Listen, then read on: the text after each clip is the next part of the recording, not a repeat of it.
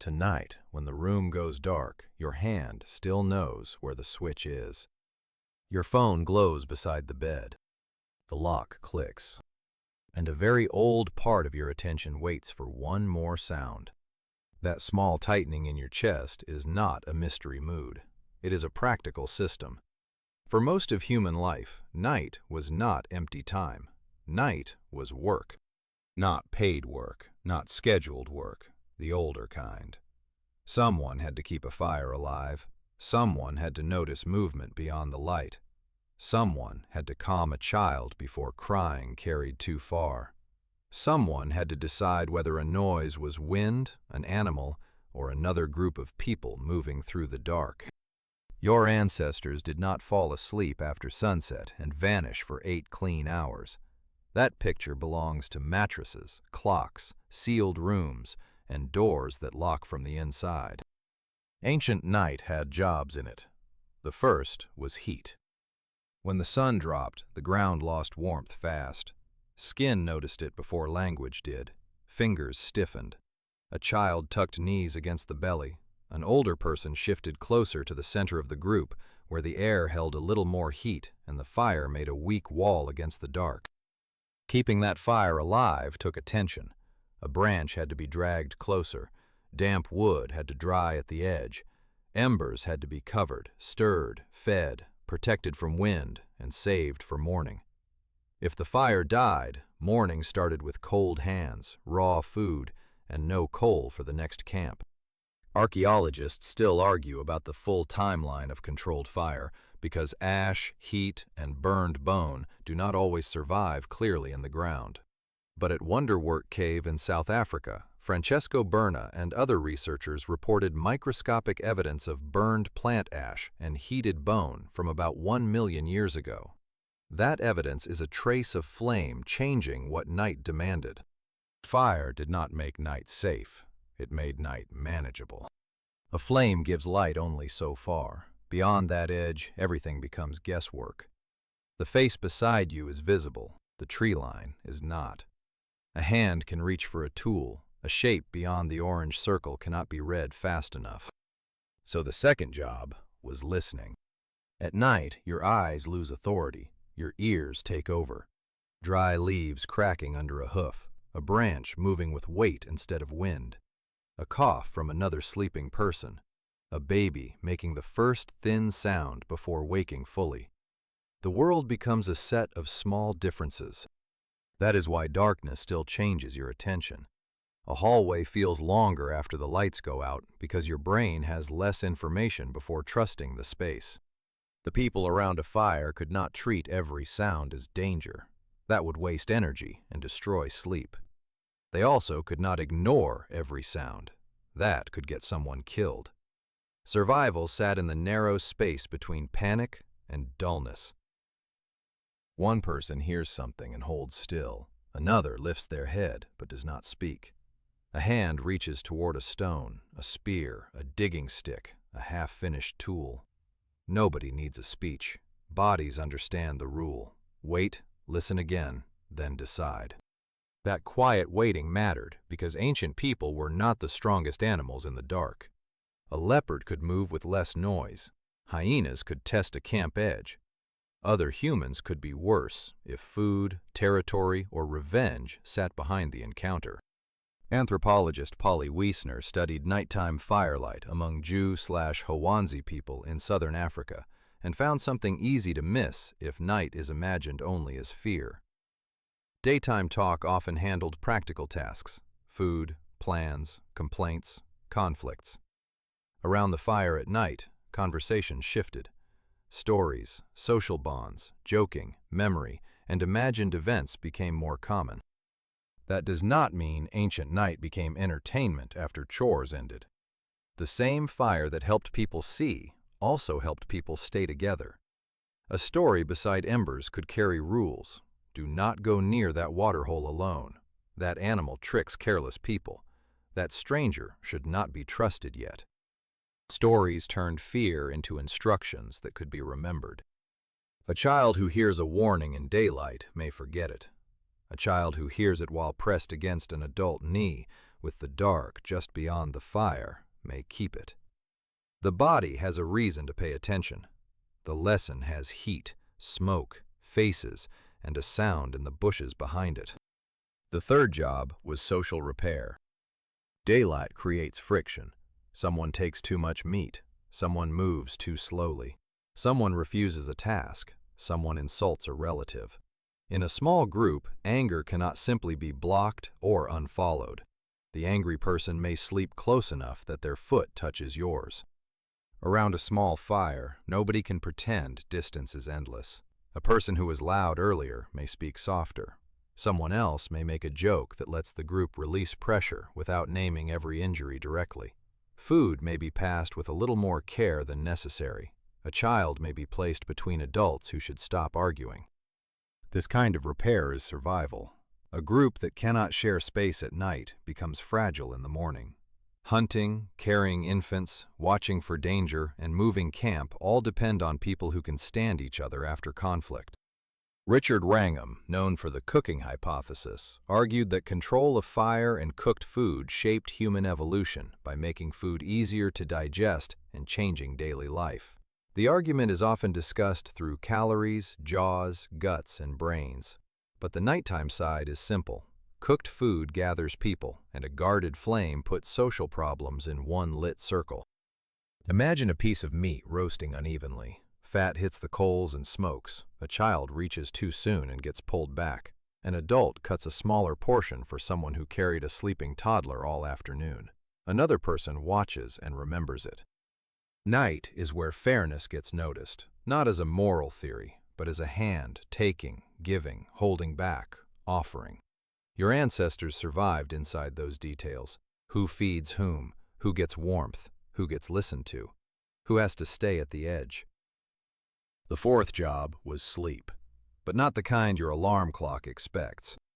Modern sleep is treated like a private performance. You lie down, close the door, silence the room, and measure success by how uninterrupted the night felt. Then one bad wake-up at 3:17 in the morning can feel like failure. For much of human history, waking in the night was not automatically a problem. Historian Roger Eckert documented references to first sleep and second sleep in pre-industrial Europe, when many people expected a wakeful period between two sleep stretches. That evidence is not a Paleolithic sleep log, but it warns against treating modern 8-hour sleep as the default for every human past. In small-scale societies studied today, sleep is often flexible, social, and shaped by temperature, safety, work, and conversation. David Sampson, Charles Nunn, and other researchers have examined sleep in groups such as the Hadza, connecting sleep to ecology and social life instead of treating it as only a private brain event. One useful idea is sometimes called the sentinel hypothesis. In a group with different ages, different sleep depths, and different waking moments, it is less likely that everyone is fully asleep at the same time. An older adult wakes because their joints ache. A mother wakes because an infant shifts. A teenager wakes because the fire pops. A light sleeper hears movement and waits. No one needs to stand guard all night like a soldier in a film. The group itself becomes uneven, and that unevenness can protect it. Picture the camp at the coldest hour. The fire is low. Most faces are turned away from the smoke. One person wakes with a dry mouth and sits up. They add a small stick, not a dramatic log, because too much flame wastes fuel. They listen while the stick catches. Nothing moves. They lie back down. That is survival, not heroic. Repeated.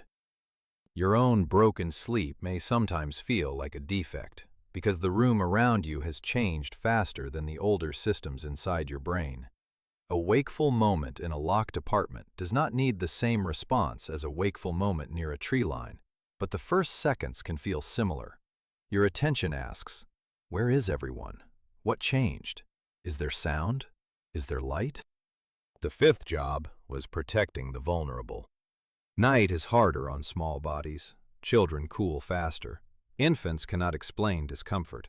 Sick people cough, sweat, or shiver. Injured feet throb when the walking stops. An elder may need help standing beyond the sleeping area.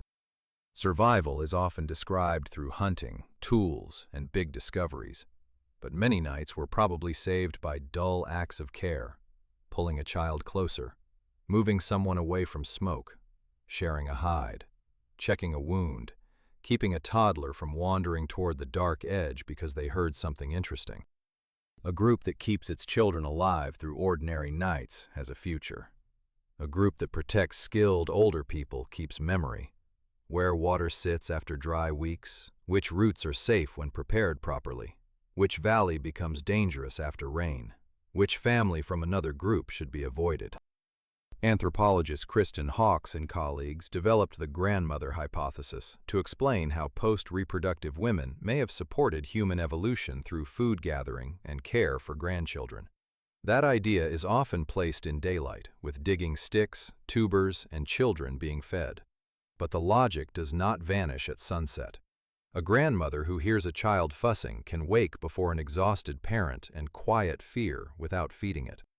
The night rewards stored knowledge, not just stars or seasons, the small kind. Which child wakes if the fire crackles? Which adult gets angry when hungry? Which silence is normal? The sixth job was making things while the body could stay near safety. Not every tool was made during bright noon. Firelight is poor for fine detail, but it is enough for some tasks. A person can twist fiber, scrape a hide, smooth a wooden shaft, repair a broken point, sort bones, crack marrow, check the edge of a flake by touch more than sight. Hands keep working when travel stops. Survival is not only the dramatic moment when a spear hits an animal, it is the quiet preparation before that moment, the cord that does not snap, the point that stays hafted, the hide that keeps rain off a sleeping child, the container that holds embers or food. Archaeology often preserves finished objects better than tired hands. A stone point appears in a museum case, clean and still, but that point came from repeated decisions. Strike here, turn it, test the edge, stop before it breaks. Some of that work may have happened near firelight while a child leaned against someone's leg. Night was not dead time, it was maintenance. The seventh job was using the sky without pretending it was romantic. Stars mattered because they helped with orientation, season, and timing. But a cold person looking up at the sky is not automatically having a spiritual experience. They may be checking whether clouds are moving in. They may be estimating how much night remains. They may be noticing a familiar pattern because travel, weather, animals, or memory depends on it. Your ancestors lived with a sky that changed slowly enough to teach patience and clearly enough to become a map. The moon could make walking possible or expose a moving body. A moonless night could hide danger or hide a group from danger. The same darkness could protect and threaten. Modern fear of darkness is often treated like childish imagination. But darkness is not simply scary. Darkness removes information. It takes away distance, color, expression, and speed. It makes the safe person and the dangerous person harder to tell apart until they are closer. That is why night needed rules with dirt under them. Stay near the fire. Do not walk alone unless necessary. Wake someone if the sound repeats. Keep food where animals cannot easily drag it. Feed the fire before it dies. Let the child sleep between adults. Do not answer every distant sound. Do not ignore the close one. Rules are what fear becomes when a group has survived it more than once. The eighth job was knowing when to do nothing. That may be the hardest part to imagine, because modern life sells action as control. If something feels wrong, check a camera, turn on a light, send a message. Ancient night offered fewer tools. Sometimes the correct move was stillness. A sound comes from beyond the light. The first impulse is to move, but movement makes noise. Noise reveals position. A shout wakes children. A sudden rush wastes strength if the cause is only a branch dropping. So someone waits. Breath held, hand on a tool, eyes aimed at nothing useful because the dark will not give a clean shape. Another sound comes. Now the group knows a little more. That pause is intelligence. even when it feels terrible. The heart beats harder, the mouth dries, the skin along the arms tightens. But the body is buying time for better information. Your brain still does this. It does it in a dark stairwell, in a parking lot, during a power outage, or when a sound wakes you before the source is clear. The old system is not asking for a horror story. It is asking for orientation. Where is the sound? How close? Is anyone else awake? Can the light be reached? What changed since the last safe moment? Those questions are older than the switch beside your door. Ancient people survived night by turning it into a set of shared tasks. Fire had to be fed, children had to be kept warm, food had to be guarded, anger had to be softened before sleep. Tools had to be repaired, stories had to carry warnings. Sleep had to happen in pieces, across different bodies, with different ears waking at different times. The night was not one thing. It was heat, sound, smoke, hunger, closeness, irritation, memory, and the small decision to wait before moving. That is why darkness can still change a room you already know. Your lamp may be modern, your lock may be strong, your bed may be soft enough that no ancestor would understand it as normal. But when the room goes dark, your attention still checks the edge of the fire.